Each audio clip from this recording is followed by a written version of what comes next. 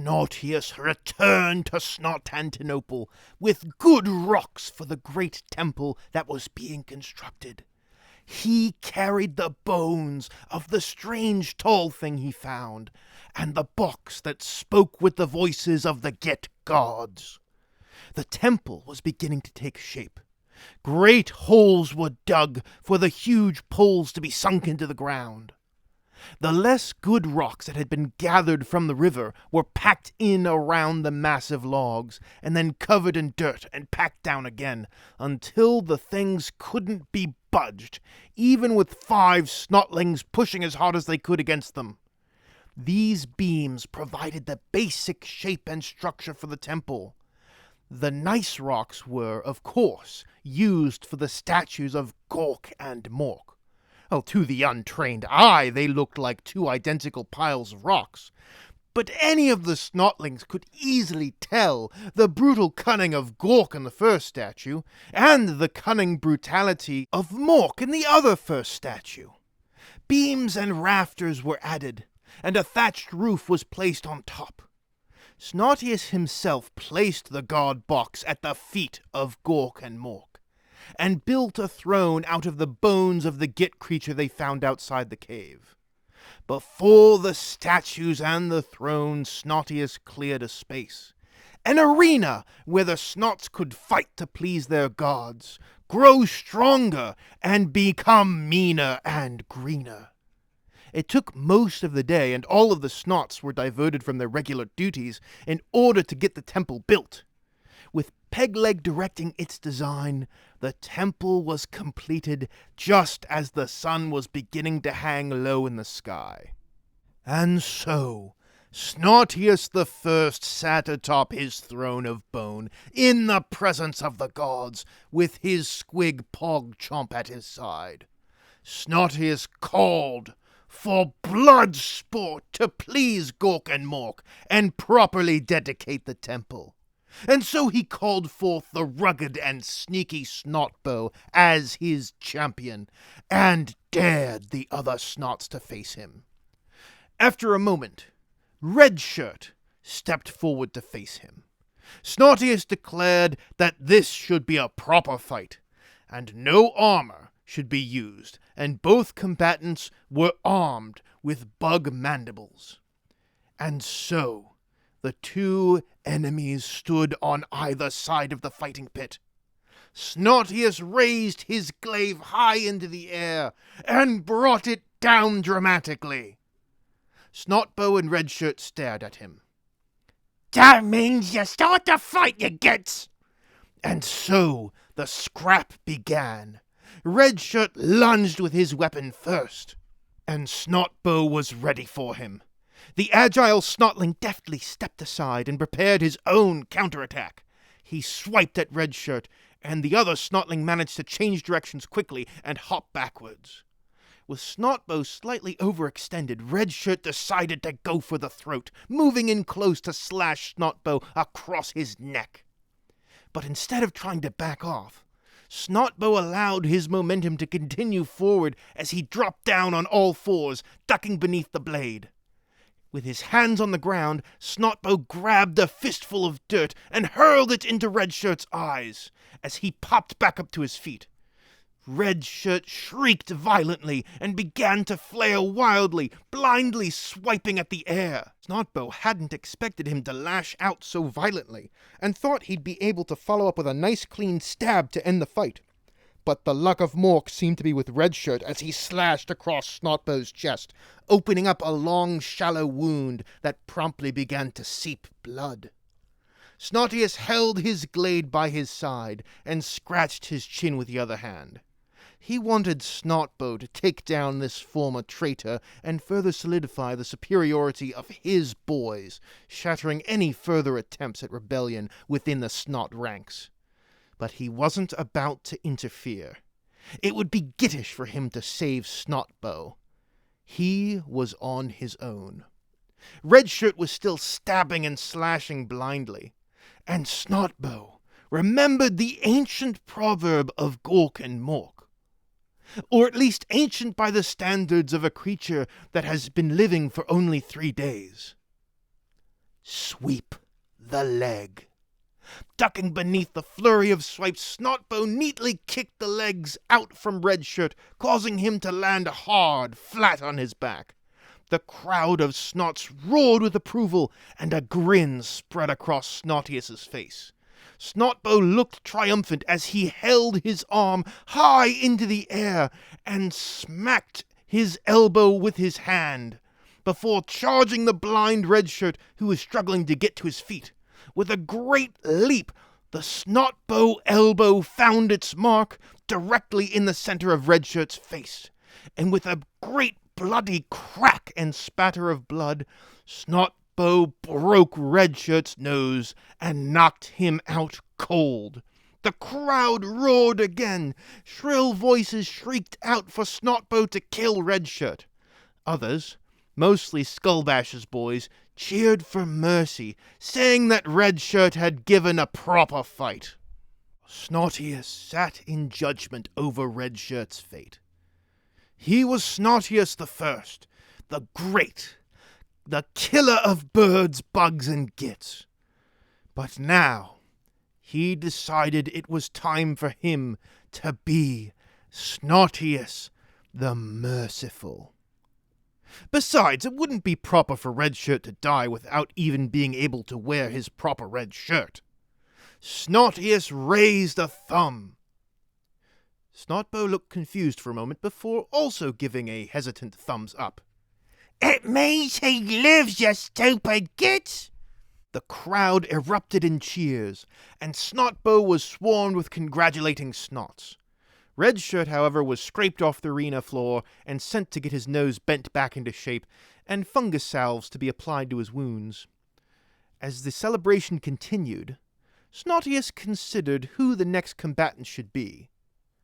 But suddenly, a dark shadow fell over the temple as a new shape stood in the doorway. It was enormous. It stood at least twice the height of a normal Snotling, and stood even a head taller than Snotius himself, who was by far the tallest Snot in the tribe. The creature had large, bat-like ears, a large pointed nose, and a deep, dark cunning in his eyes. He scanned the assembled Snots. "Oh, I like this. This is really nice. Well, it's mine now. I'm the biggest, so I's the boss." Snotius felt his spirit falter. He was split in his instincts. It was good and proper for greenskins of all kinds to follow the biggest. The biggest was always the boss. But Snotius had fought long and hard to become boss of the tribe. Could he really give it up so easily? Could he really become a servant when he had lived as a king? No, never. If the age of Snotopia was to end, then it would end with his death. Snotius was already a week old, ancient and wise by Snotling standards, and he had lived a good, full life. "I'd rather die a boss than live as a slave." Snotius drew forth his mandible glaive and strode into the arena. The Gretchen did not have any armor, but he had stolen one of the spikes from atop the walls of Snotantinople. So tall was he that he just plucked one right out of the walls and wielded it as a long spear against Snotius. "Come on then, you squeaky little git." Snotius and the Grots circled each other, looking for weaknesses, for an opportunity to strike. The Gretchen seemed to be waiting for Snotius to make the first move. And the Snot Boss decided to mimic the cunning of Snotbow that ultimately won him the fight against Redshirt. And he scooped up a handful of dirt from the arena floor and hurled it into the Grot's face. "Ah, you sneaky, nasty little git! I'ma rip your throat out with me teeth!" The Grot immediately started brushing the dirt from his eyes. and Snortius decided to seize the initiative and rushed to the Gretchen, swinging his glaive for a quick kill. But the Grot managed to clear his eyes of most of the dirt in time to see the Snotling charging at him, and he quickly brought up his pokey stick to parry the mandible away. "Oh, you ain't gonna go down so easy." The bigger greenskin shoved the glaive to the side and swung the shaft of his stick down to try to smash Snortius, who also dodged out of the way. The butt of the spear impacted hard against the ground. Snortius needed to even the odds somehow. This creature was bigger and stronger than he was. If Snortius kept this fight going for too long, he was done for. An idea leapt into his head. He gave a sharp whistle, and Pogchomp, the attack squig, came bounding into the arena. He dove for the Grot's ankle. The little attack squig sank his teeth into the green flesh, causing the Gretchen to yelp. He regarded Snortius with a surprised look in his eyes. He did not expect such cunning from a lowly Snot. But he grinned. For Gretchen were the most cunning of all greenskins. With a firm kick, the Grot sent the attack squig flying across the arena, slamming right into Snortius's face. The Snot boss was knocked off his feet by the impact, and Pog squealed in pain before scurrying off to hide in the crowd of Snots. "That was dead cunning of ya. Shame I gotta kill ya. But I ain't putting up with no uppity Snots." With Snortius on the ground, the Gretchen moved in for the kill. But Snortius the First was not about to roll over and die. With blood beginning to trickle down his overly large nose, the big Snot sat up and slashed at the Grot, grazing him a bit on the legs and forcing him to hop backwards to avoid serious injury. This gave Snortius the chance to get to his feet. Growling in anger, the Gretchen stabbed with his pointy stick, catching Snortius right in the chest. Fortunately for the Snot boss, his scale shirt protected him from the worst of the blow. But he was still knocked backwards, and his armor now had a big hole in it from the stab. If Snortius were stabbed again, he would not be able to count on his ruined armor to save him any longer. The Snot boss would need greater cunning if he was going to win this match. He beseeched Mork for his blessings of cunning brutality, and Gork for his brutal cunning. Or maybe it was the other way round. Either way, it was then that Snortius was struck with an idea. The Snot boss fled the arena, heading into town. "Come back here. No running away. I got to kill ya so I can be boss." The Grot bounded after him. Snortius knew where he was headed. To the great fire in the center of town. To use the great super secret of Snot-Antinople against his enemy. Snot fire.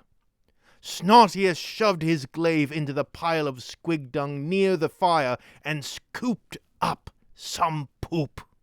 He dipped it into the fire and hurled it back at the Grot. The Gretchen dodged the worst of the flaming poo, but was still caught by a few searing hot pieces.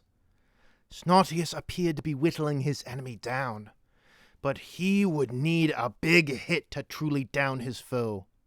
Not wanting to risk more snot fire, the Grot stayed at a distance. He picked up his pokey stick and took careful aim before hurling it at Snortius, catching the great Snot boss directly in the chest, his gleaming scales no longer protecting him properly. With blood dripping from his wounds, his mouth, his nose, Snortius stood once more. He wasn't dead yet. Not until Gork and Mork took him from this world was he going to stop fighting. "You's a tough little Snot, ain't ya?" Snortius ignored the taunting Grot and pulled out the pokey stick from his chest. He put the end of the spear into the great fire at the heart of Snot-Antinople, lighting the end of it. The Snot took careful aim, just as the Grot had before, and hurled the spear back at its owner. The Gretchen was not expecting a throw with such force from the wounded Snotling, and he caught the flaming spear directly in the chest, the burning end immediately searing him and cauterizing the wound. Throwing caution to the wind, Snortius decided to seize the initiative and charge at the mighty Grot. Everything seemed to slow down for the proud Snot Boss. His plan formed in his mind. He would drive his rival towards the fire and shove him in. The Grot was taken by surprise by the ferocity of the normally small, stupid, docile Snotling. The two crossed the shafts of their weapons, jostling each other back and forth, trying to gain the advantage. But as the Grot's foot tried to gain purchase, he stepped backwards and slipped off the edge and into the pit. With nothing for his foot to catch on, the Grot panicked as he fell backwards. His desperate, grasping hands seized Snortius and pulled him into the fire along with him. The Gretchen fell into the blazing coals, and Snortius fell on top of him. He could feel the searing flames against his skin. He cried out in pain and rage. If this was to be his end, so be it. He had defeated every enemy he faced, and died when the larger, smarter, stronger orcoids began to pop up. It was a proper way to die. But then, something happened. Two sets of hands reached into the flames and pulled out Snortius's charred form. The Snotling boss was only aware of pain as Tree Climber and Snotbow hauled him out, and his tribe tossed him into the irrigation ditch that fed the fungus patch. With the flames put out, finally, his pain and injuries overtook Snortius, and he lost consciousness. The Snotlings worked tirelessly on their beloved boss. They applied the fungal salves and the anti-burny juice as best they can. Snortius was breathing. He was alive. He had won. But he was still in no condition to fight. Tree Climber and Snotbow took temporary leadership of the tribe as Snortius was set in his boss burrow to sleep off his wounds. A Snotling defeated a Grot. Such a thing was rare among the orcs. Very rare. Snotlings were all typically smaller and weaker and dumber than Grots. But the more a greenskin fought, the larger they would grow. So what would happen to Snortius? Snortius found himself in a fitful sleep, as strange, long-forgotten green-skin genetic information began to stir within him, and he began to mutate. Strange dreams entered his skull that were vivid, insane, impossible for him to describe, and they seemed to last for hours and hours. When Snortius emerged the next day, he was changed. He was a stooped, long-limbed, twisted creature, and his tiny snotling brain had grown and grown so that his cunning could rival the twisted minds of the Grots. He was covered in burn scars and ferocity as the mutant Snot stood almost a full meter tall. The sun rose, and a new day began. And Snortius was still boss. No man do they call me, my mother and my father, and all my comrades as well. Thank you all for listening to this week's episode of Growing the Tribe. If you enjoyed what you heard, please leave a like and comment to ensure that the sun never sets on the Snotopian Empire.